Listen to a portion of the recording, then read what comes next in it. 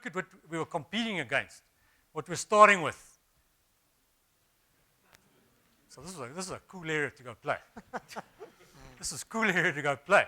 Because the world of cycling today, outside of Tour de France, which was the first race we really deployed the technology, this is the model. Now you can immediately see that there's some issues with this model.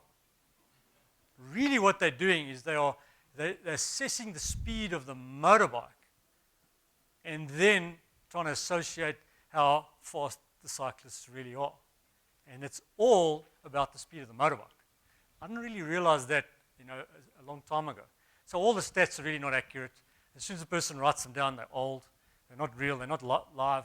Many areas of this model, while it's cool and been in place for many years, that we thought we could fundamentally change the game quite quickly.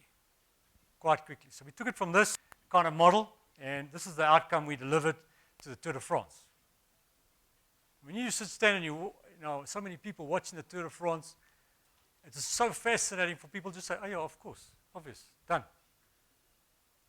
But that was a leap forward of astronomical proportions in cycling, because that data is accurate, and it's accurate for that rider, and it's live, and it's real time, and we can pump that data anywhere in the world on any device. That's different. That's different from a chalkboard, and we're able to make that leap. So that was step one for us, is you start seeing that kind of data arriving on the screen.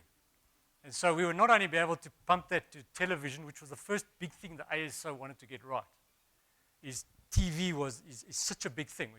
Just billions of people watching over the 21 days, watching the TV. We had to get that right, but we introduced that. The digitization enables us to open it up to any media, to any platform, to all kinds of stuff. So we were able to start bringing information. This is a tweet I personally sent out just there, which is very rough data, rough. But we saw this come in at the crash on, I think it was day 3. Day 3, that big crash, and we had this raw data. You can see the average rider was going in at 42 kilometers an hour, and then, boom, stop. So we thought, let's just tweet, let's just get it out, because we had this online real-time stuff. You can't believe the impact of some simple little message like this. We doubled the Twitter viewership of that site immediately on that one tweet. And then people started having the conversation, and this is the richness of digitization, because the conversation now started. Because people would call us and say, but those bikes actually seem to be accelerating before they stop dead. And we figured out that they were. They were catapulting through the air. The bike actually went faster. It went from 40 k's an hour to 60 k's an hour, and then it kind of stopped. Not good news, but the conversations that this kind of information, and this was day 3. This was day 3, so we're still very early days, trying to, really was a proof of concept on top stuff. So let's just get it out, even though it's not pretty. And people started enjoying that. People started getting used to the information of being able to see stuff like speed.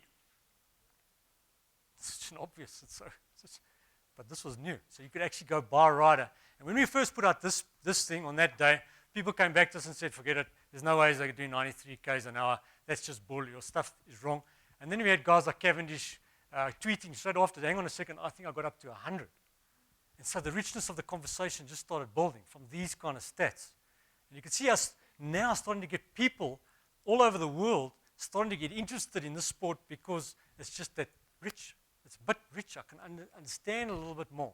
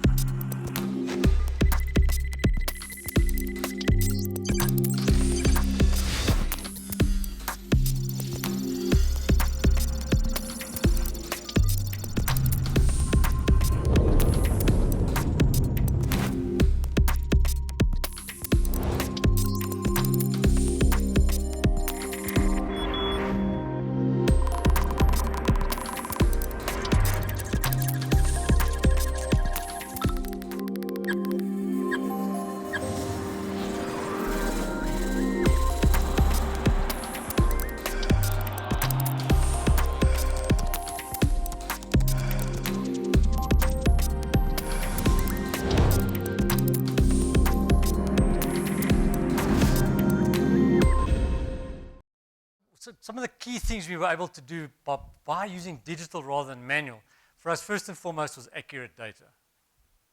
You know, when we first started, I'm going to open the kimono a little bit, but the first time we were testing, one of our technical guys, we were watching and we're testing the thing, and his guy said to his mate, "Oh, I think we've got a small problem here." I said, "What's going on?" He said, "I'm looking at the screen, I know where the rider is, and we seem to have 6 guys that are actually off the west coast of Africa and about 200 kilometers in the sea." I said, "Okay, we might have a small problem with some of our algorithms we might need to rewrite." But we are able to get accurate data on the thing for the first time, for each individual rider, for each bike. So the first thing was accuracy. Second key thing is we were able to provide 4 key elements of information that were never available before, and then make those all available to the multiple of different platforms, from TV, digital, all kinds of things. So our role is to make it available, but not to actually we are not responsible for actually kind of the interface to the consumer. That was always done. We had to provide it to the commentators, to digital, to TV stations. They then distributed the content.